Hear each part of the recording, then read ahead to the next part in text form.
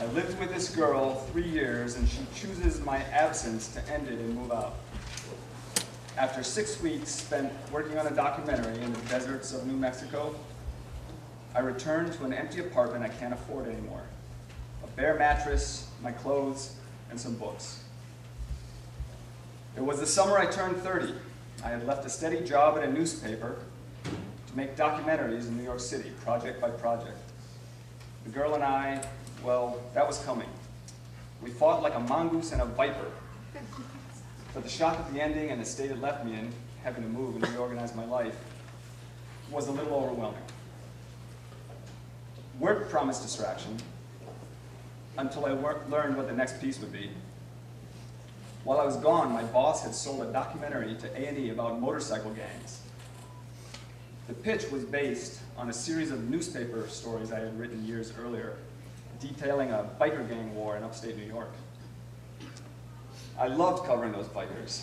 Back when I was chronicling Stinky, Comanche, and Asshole Jack, I felt fulfilled. My life as a reporter, which at that point involved a lot of county commission meetings and petty crime write-ups, punctuated by an occasional horse trapped in a well rescue, took on new meaning. I learned about the 4 major clubs, the Pagans, the Hells Angels, the Outlaws, and the Banditos, and how they made smaller clubs declare allegiance to them for protection. I learned the importance of colors, the vest with the club's logo and chapter on it.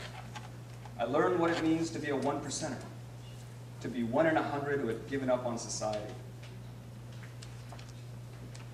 But that was 4 years ago, a long time in biker years. Since then, my contacts had scattered. They were in jail, dead, or had moved. Comanche became the victim of a coup. His crew overthrew him. Stinky went to jail. Asshole Jack quit the club and had to leave town for his own safety. My boss, a serpentine little man who bent his will to whatever the networks wanted, was firm. I had only 2 weeks to set this thing up. Essentially, find a group who trusted me enough to let me follow them around with a camera. I protested, but he said it was this project or no project. He didn't have any other work for me. I had lost my girlfriend, my apartment, and I was on the verge of losing my job. So I did what I had to. I scrambled.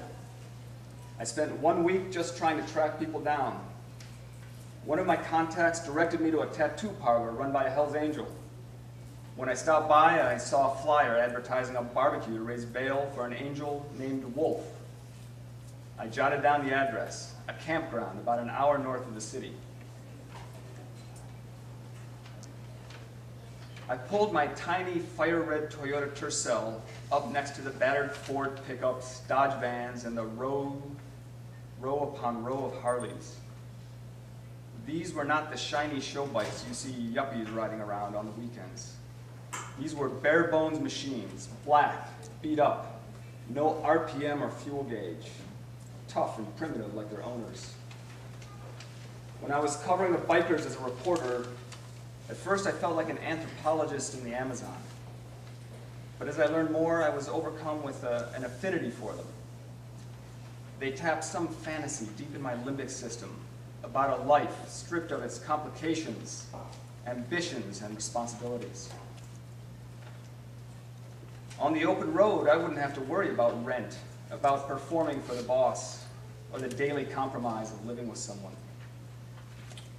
And I wondered whether I too could be a 1%er. Man, was I naive. I marched into that scrum of black leather and blue jeans like I was joining a family reunion. I honestly thought that I would know that they would know that while not one of them, I understood them, that I was sympathetic. I introduced myself discreetly. I showed someone my card. I mentioned the documentary. And that's when a skinny cretin with long, stringy hair and no teeth on one side of his mouth came limping towards me, a Bowie knife dangling from his belt. On his back, he wore the Cycle Lord's colors. "I know you," the cretin croaked menacingly, waving my card at me. Oh shit, I wrote about a bad beating these guys took in a mountain bar just before I left the paper. A swarm of pagans had beaten 5 cycle lords bloody, then ripped the colors off their backs. For a biker, that was a humiliation worse than death. I wrote the story, and now I'd have to answer for it. The biker turned out to be the cycle lord's sergeant-at-arms, the guy responsible for security. And he took great umbrage at my airing the details of the smackdown. I tried to calm him. I stuttered some response. But by then, a crowd had gathered. Not skinny cycle lords like my tormentor, but big, beefy Hell's Angels with massive chests and bellies and scars. And they circled me. One muttered through his beard, "You're in trouble, son." Another took my wallet to look at my driver's license. He actually wrote it down on a notepad. He was careful to point out that he wasn't taking my money. And then they discussed how they could beat me, whether they should beat me right then and there, or later in some more private spot. Sounds, colors, everything blurred. Don't act scared, I thought. I will just egg them on like wolves around a bleeding sheep. But don't act tough either, I told myself. That's a bluff you can't deliver on. I convinced my body to go into a state of deep acceptance. I didn't think they'd kill me. I wasn't worth the trouble. But I was definitely about to get my ass kicked. That much I knew. And then a thought flashed across my mind. Damn, I don't have dental insurance. Bikers deliberated. I didn't try and follow. Their debate was like buzzing in my ears. I was trying to get my body ready. Deep breathing, clenching my jaw. And then, the talking stopped. An angel with mutton chops stepped up to me. "Get out of here," he ordered.